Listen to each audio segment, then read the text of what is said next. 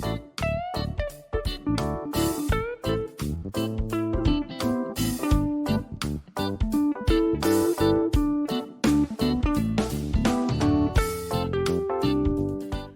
à tous et bienvenue dans une nouvelle vidéo. J'ai revêtu mon plus beau pull rose pour célébrer la Saint-Valentin avec vous comme il se doit. Et pour ça, je vous propose une petite vidéo assez rapide pour vous parler romance. Et oui, parce que peu importe que vous soyez en couple ou célibataire, la romance, malgré tout, malgré tous les débats que l'on peut entendre et tous les arguments contre ce genre littéraire, on peut avancer, et bien c'est un genre qui fait rêver tout simplement, et ça permet de s'évader un petit peu, donc un peu de romance de temps en temps, et bien écoutez, pourquoi pas. Et pour célébrer cette Saint-Valentin comme il se doit, je voulais vous parler d'une duologie que j'ai lue récemment et dont je ne vous ai pas encore parlé. Il s'agit d'une duologie écrite par un duo d'autrices qui s'appelle donc Emma Green.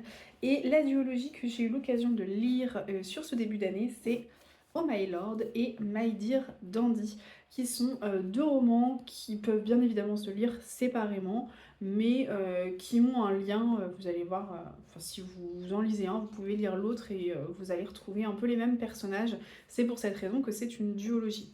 Donc, le premier tome, en tout cas d'un point de vue chronologique, c'est celui-ci, c'est Oh My Lord, que j'ai lu en premier. Et donc, dans Oh My Lord, on fait la connaissance de deux jumelles, deux petites jumelles Frenchie qui sont fraîchement débarquées à Londres, et elles vivent toutes les deux en colocation, donc Sidonie et Joséphine. Et ce premier tome va s'intéresser plus précisément à Sidonie. Sidonie, elle est un peu perdue, elles viennent toutes les deux de perdre leur maman, elle est un peu paumée dans sa vie, elle sait pas trop ce qu'elle va faire, et elle répond à une petite annonce pour devenir nanny, et elle va s'occuper d'une petite fille de 3 ans, Birdie, petite fille qui est un petit peu pourri gâtée, qui est assez difficile. Et donc c'est la fille du riche et très célèbre Emmett Rochester, qui est un gros dirigeant d'une entreprise du CAC 40 en gros, hein. Enfin, ou l'équivalent, enfin voilà. Et donc du coup, forcément, il va y avoir une romance entre Emmett Rochester et la fameuse Sidonie. Euh, et voilà, donc ça je vous le spoile pas parce que la quatrième de couverture vous le dit direct, hein, donc je ne vous spoile pas. De toute façon, on s'attend plus ou moins à la fin lorsque l'on débute le roman, hein, on sait ce qui va se passer, donc il n'y a pas de gros suspense non plus. Et donc c'est toute l'histoire de Sidonie et de Emmett que l'on va suivre dans ce roman. C'est une romance qui est très fraîche, qui se lit extrêmement bien, très rapidement, avec beaucoup de fluidité, beaucoup d'avidité. On a très envie de savoir ce qui va se passer, et en fait on tourne un peu les pages frénétiquement. Donc ça se lit très bien. C'est une histoire qui nous permet de faire un focus sur des personnages. Et en fait, au début, quand j'ai pris le roman, je me suis dit que c'était quand même assez long pour une romance, parce qu'on est sur un roman qui fait 460 pages. Donc je trouve ça assez long.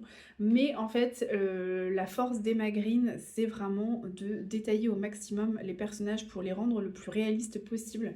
Et donc, on a deux jumelles, donc Sidonie et Joséphine, qui sont extrêmement bien décrites et que l'on a vraiment l'impression de connaître, tellement les autrices prennent un soin particulier à les détailler et à les rendre vraiment très réalistes. Ce sont deux personnages que j'ai particulièrement aimés, les jumelles. Je trouve qu'elles sont très attachantes. J'ai quand même une préférence pour Joséphine, même si ce tome-là ne s'intéresse pas à Joséphine. Sidonie, je l'ai trouvée un petit peu lisse en fait comme personnage, un peu plus creuse que sa sœur. Elle est un peu plus propre sur elle, elle fait un peu petite fille sage en fait, hein, et du coup, c'est ce côté-là qui m'a un peu moins intéressée. Euh, le personnage d'Emmett Rochester est également très détaillé, on prend beaucoup de soin à développer sa personnalité. C'est un personnage que j'ai pour le coup moins apprécié que les jumelles, et c'est d'ailleurs un petit peu ce qui m'a, entre guillemets «dérangé» dans cette romance, c'est, les partis pris, que les autrices ont pu prendre sur certaines choses, notamment sur, le rapport de force qui existe entre Sidonie et Emmett, puisque du coup Emmett est le patron de Sidonie et ça se voit et en fait je trouve que, il y a certains, «red flags» entre guillemets qu'on voit apparaître au fur et à mesure de l'histoire où, on est quand même sur, une histoire qui doit rester secrète parce que lui, il a une réputation à tenir, il peut pas, se permettre qu'on dise, partout qu'il s'est tapé sa nanny, enfin bon voilà, en gros c'est ça.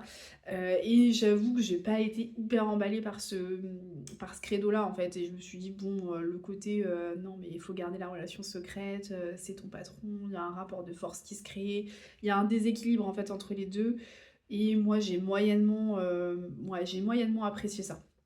Après ça n'empêche que ça reste une romance très sympathique, une romance qui se lit très bien, mais effectivement, c'est pour ça que j'ai préféré celui-ci, Transition toute trouvée. Donc, My Dear Dandy se passe chronologiquement après Oh My Lord et dans cette histoire-là, vous allez donc suivre plutôt l'histoire de Joséphine et en fait, Joséphine là on la découvre, quelques mois après, après l'histoire de Sidonie et Emmett et en fait, Sidonie et Emmett vont lui demander de garder Birdie alors qu'ils partent en voyage et pour ça, ils vont lui demander de se faire aider par Jude, qui est le meilleur ami de Emmett. Et Jude Montgomery, non, je crois que c'est ça, je sais plus comment c'est son nom de famille, enfin bon, Jude, c'est un véritable dandy, voilà, c'est un riche dandy assez célèbre, de la jet set londonienne, on va dire, et tout de suite, il y a une alchimie entre les deux. Il se passe quelque chose.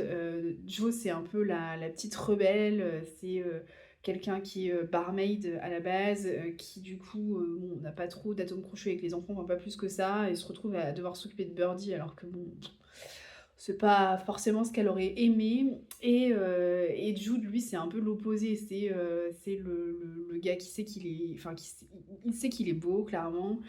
Il est riche, il a toutes les filles qu'il veut à ses pieds. C'est vraiment l'opposé.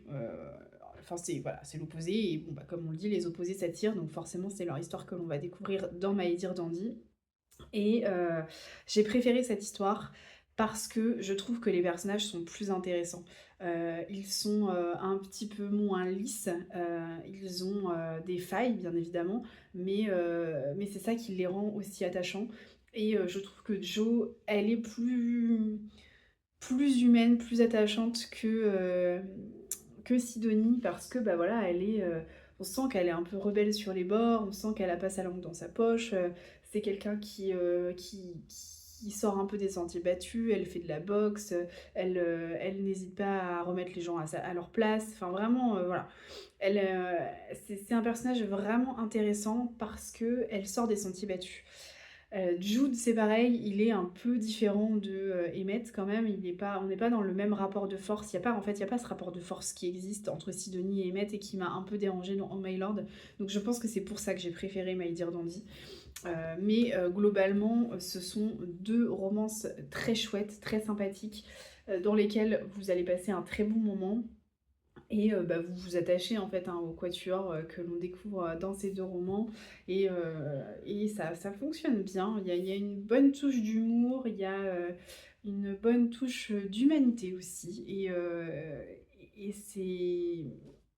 c'est une belle découverte. C'est une très chouette découverte en tout cas. Si vous ne connaissez pas Emma Green comme moi, parce que moi c'était vraiment une découverte et ben, j'ai trouvé que pour commencer cette duologie, c'est vraiment pas mal. Donc n'hésitez pas. Et donc transition toute trouvée bien évidemment, puisque j'ai dans ma palle les romans, enfin le roman en tout cas qui a beaucoup fait parler l'année dernière, c'est Ce qui nous rend vivants. Et pour le coup, on est sur une romance hospitalière, un peu avec des vibes Grey's Anatomy. Et c'est ce qui m'avait bien plu et c'est pour ça que je l'ai pris en poche récemment. Donc je peux vous lire la 4e de couverture. Aux urgences de l'hôpital public de Chicago, Cléo commence son internat et y retrouve Carter Cruz, une vieille connaissance.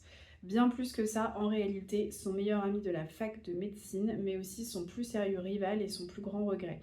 Ici, Cléo se sent enfin à sa place, au milieu des brancards qui roulent à toute allure, des portes qui claquent, des chefs qui crient, des machines qui bipent et des tenues pastel qui volent au secours de ceux qui en ont besoin. Chaque jour, elle apprend, elle soigne les autres pour oublier le mal qui la ronge. Elle croise l'humanité et la mort dans tous les couloirs. Elle tisse des liens forts avec tous ses héros du quotidien et elle se rapproche malgré elle de celui qu'elle veut fuir à tout prix. Pourtant, elle voudrait juste se sentir aussi invincible que lui et croire le temps d'un battement que la vie peut l'emporter. Donc là encore, on est sur une duologie puisque, si j'ai bien compris, ce roman s'intéresse à Carter Cruz et le roman qui vient de sortir de Emma Green qui s'appelle Anne au cœur battant, que vous avez ici, s'intéresse aux frères de Carter Cruz. Et donc là, il me semble on est chez des urgentistes ou quelque chose comme ça. Mais voilà, on est encore sur une duologie et c'est la prochaine duologie de ce duo d'autrices que je lirai. En tout cas, c'est une chouette découverte. Si vous avez des recommandations d'autres romans d'Emma Green, n'hésitez pas à me les donner en commentaire parce que pour le moment en tout cas, je suis plutôt conquise. J'en profite également pour vous parler de romance hospitalière puisque je vous parlais juste à l'instant de celui-ci. En romance hospitalière que j'ai découvert l'année dernière et qui a été un petit coup de cœur, c'est Ces mots que nous taisons de H.G. Bruchmitt. Et je ne peux que vous le recommander, c'est publié chez Hugo Roman. Donc là on est sur un grand format et on est vraiment sur une romance hospitalière qui se passe cette fois-ci en Alaska et franchement ça avait été une excellente découverte. Je ne pensais vraiment pas avoir un coup de cœur comme ça pour une romance, mais si.